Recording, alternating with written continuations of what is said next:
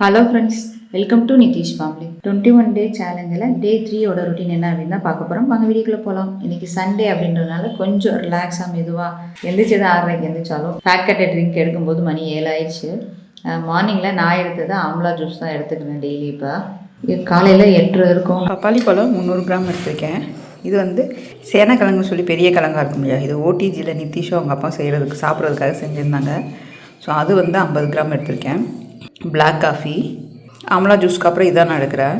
So video edit பண்ணி upload பண்ணிவிட்டு மதியானம் ஒரு 12 மணி இருக்கும்னு நினைக்கிறேன். கொஞ்சம் வெளியில் போகிற வேலைகள் இருந்தது அப்படின்றதுனால கிளம்பிட்டு இருந்தோம். எப்பவுமே வெளியில் போகும்போது ஃபுல்லாக கவர் பண்ணிடுவேன். ஒயிட் கலர் ஷர்ட்டும் ஜீன்ஸ் பேண்ட் தான் போட்டிருந்தேன் இன்றைக்கி நான் வெளியே கிளம்பும்போது. வெளி வேலைகள் கொஞ்சம் முடிச்சுட்டு பாடி சரணா ஸ்டோர் போகலான்னு தான் வந்தோம். அதுக்குள்ளே எனக்கு பசிக்க ஆரம்பிச்சிச்சு அப்படின்ற போது மணி 1:30 இருக்கும்.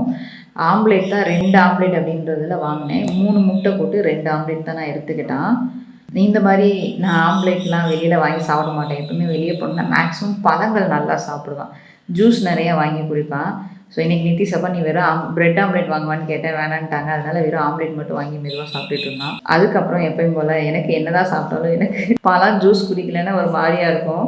ரொம்ப வெயில் அதிகமாக இருந்ததுனால நான் வாட்டர்மெலன் தான் வாங்கிட்டேன். எப்போயுமே நீங்கள் வெளியில் ஜூஸ் வாங்கி குடிக்கிறீங்க, நம்ம வீட்டில் பண்ணுறது ஓகே. வெளியில் வாங்கினா எந்த விதமான சுகரும் ஆட் பண்ணாதீங்க, ஸ்வீட்டாக இல்லைன்னு பார்க்காதீங்க, நார்மலாக நல்லாயிருக்கும். இது வாட்டர்மெலனும் தண்ணி, அவ்வளோதான், வேறு எதுவுமே கிடையாது, எந்த விதமான ஸ்வீட்டுமே கிடையாது. கிளாஸ் எனக்கு தெரிஞ்சு 300 ml இருந்திருக்கும்.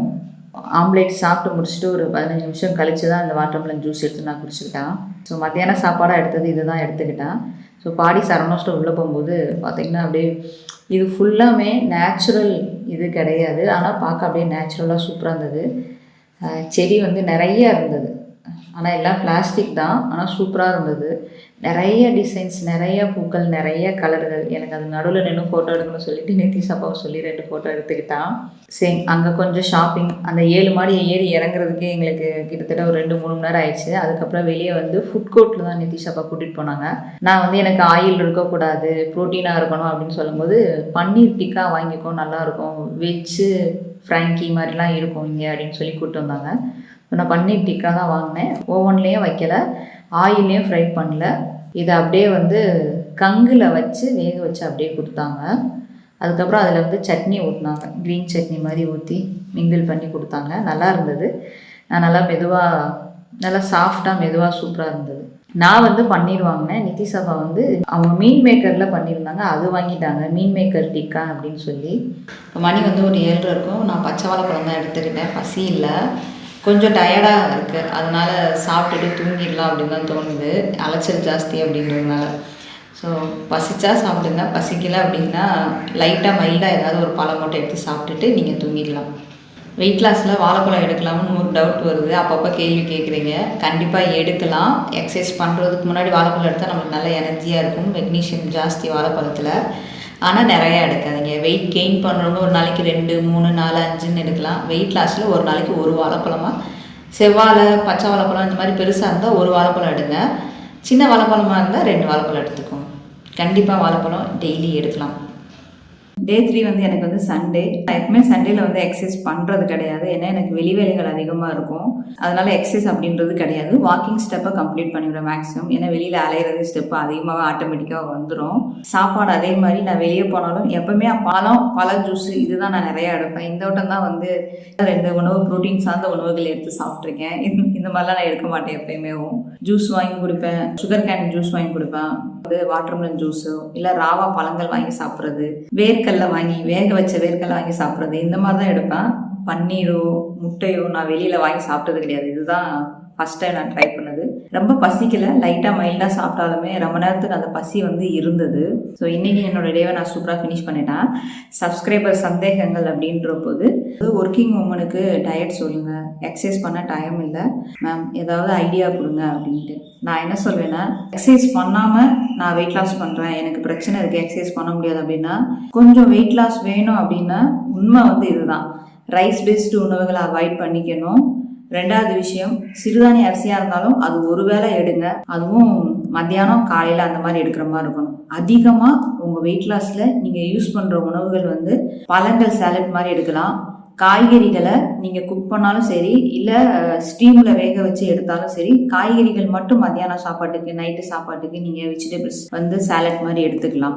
இல்லை காய்கறிகள் வீட்டில் செய்கிற பொரியலை காய்கறியாக எடுத்து சாப்பிட்லாம். அங்கே வந்து ஒரு சப்பாத்தி நிறையா காய், அந்த ஒரு சப்பாத்தியை கூட நீங்கள் அவாய்ட் பண்ணிக்கணும். புரோட்டீன் சார்ந்த பொருட்களில் பெஸ்ட்டு அப்படின்னா ஸ்ப்ரவுட்டு, முட்டையோட வெள்ளைக்கரு, பன்னீர், டோஃபு, முட்டையோட மஞ்சளும் இதெல்லாம் ஃபேக்ட் ஜாஸ்தி. அது நம்ம அளவுக்கு அதிகமாகவும் எடுக்க முடியாது. வெயிட் லாஸ் வேணும், நான் டயட் பண்ணுறேன், எக்ஸசைஸ் பண்ண முடியாது அப்படின்னா எவ்வளோ ஈஸியாக ஃபுட்டு எடுக்கணும் அப்படின்னா ஸ்ப்ரவுட் வந்து வாரத்துக்கு ஒரு தடவை செஞ்சு வச்சாலே நீங்கள் டெய்லி காலையில் எடுத்து சாப்பிட்டுக்கலாம். அதில் மாதுளம்பழம் போட்டு சேர்த்துக்கலாம், இல்லை வெங்காயம் குடமிளகா போட்டு சேர்த்து எடுத்துக்கலாம்.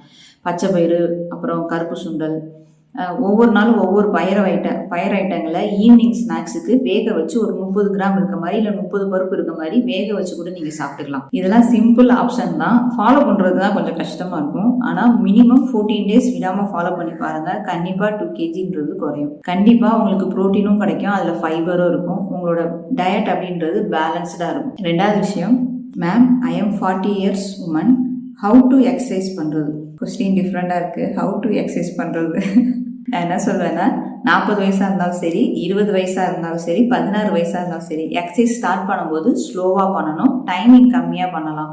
வாக்கிங் ஸ்டார்ட் பண்ணுறீங்கன்னா 15 நிமிஷத்துலேருந்து 20 நிமிஷம் வரைக்கும் வாக்கிங் பண்ணுங்கள். எக்ஸசைஸ் அதே மாதிரி தான், நீங்கள் 45 நிமிஷம் மினிமம் பண்ணணும். மேக்ஸிமம் 1 hour, 1.25 மணி நேரம், 1.5 மணி நேரம் நீங்கள் பண்ணுறீங்கன்னா ரெஸ்ட் எடுத்து ஸ்லோவாக பண்ணுங்கள். அதுக்கப்புறம் கொஞ்சம் உங்கள் ஸ்பீடை வந்து இன்க்ரீஸ் பண்ணி பண்ணலாம். எனக்கு வந்து ஹெர்னியா ப்ராப்ளமும், குடல் இலக்கம் இருக்குது, டயாட்டிக் ரெட்டிக் இருக்குது, ஜம்ப் பண்ணி பண்ண முடியாது, யூரினரி பார்ட் வீக்காக இருக்குது அப்படின்றவங்க மட்டும் ஜம்ப் பண்ணி பண்ணாமல் மெதுவாக எக்ஸசைஸ் பண்ணிக்கலாம். ஜம்பிங் ஜாக்கு, பர்பீஸ், ஏஜ் அப்படின்றத முன்னாடி கொண்டு வராதிங்க. கண்டிப்பாக எல்லாராலையும் எக்ஸசைஸ் பண்ணலாம். நீ பெயின் இருக்குது அப்படின்றவங்களும் ஜம்ப் பண்ணி பண்ணாதீங்க, ஸ்லோவாக பண்ணுங்கள். அந்த எக்ஸசைஸ் பண்ணுறத விடாமல் கண்டினியூவாக ஃபாலோ பண்ணணும். அப்படின்னா தான் ஸ்பீடு வரும். இதுதான் எந்த ஏஜாக இருந்தாலும் எக்ஸசைஸ் பண்ணுறதுல வரைமுறைகள் அப்படின்றது கிடையாது. ஸ்டார்டிங்கில் புதுசாக பண்ணுறவங்க ஸ்டார்டிங்கில் பண்ணும்போது ஸ்லோவாக பண்ணுங்க, அப்புறம் கொஞ்சம் கொஞ்சமாக உங்கள் ஸ்பீடை இன்க்ரீஸ் பண்ணி பண்ணுங்கள். இதுக்கு தாங்க மெயினாக சொல்லணும். சிஸ்டர், டெலிவரிக்கு அப்புறம் வர்ற தொப்பை குறைக்க டிப்பு சொல்லுங்கள். ஆமாம் சிஸ்டர், கண்டிப்பாக டிப்பு சொல்லுங்கள் ப்ளீஸ். எந்த தொப்பையாக இருந்தாலுமே நான் சொல்கிற விஷயம் என்னென்னா, வாயை கட்டணும், டயட் ப்ராப்பராக இருக்கணும். நான் எப்படி ஃபஸ்ட்டு ஒருத்தவங்களுக்கு வெயிட் லாஸ் பண்ணுறதுக்கு சொன்னேன் ஃபுட்டு, எக்ஸசைஸ் பண்ணாமல் நீங்கள் வெயிட் லாஸ் பண்ணுறீங்கன்னு சொல்கிறீங்களே, அதுக்கு எப்படி நீங்கள் ஃபுட் எடுக்கிறீங்களோ அதே மாதிரி தான் டயட்டுக்கு எல்லாத்துக்குமே காமனாக சிம்பிளாக சொன்னோம்னா, வெஜிடபிள்ஸ் அதிகமாக எடுக்கணும், ஃப்ரூட்ஸ் எடுக்கணும், பருப்பு ஐட்டங்களை சாலட் மாதிரி எடுக்கணும், வேக வச்சு எடுத்தால் 30 கிராம் எடுக்கணும், முளைக்கட்டி எடுத்தால் 100 கிராம் எடுக்கலாம், அதை சாலட் மாதிரி எடுத்து சாப்பிடுங்க.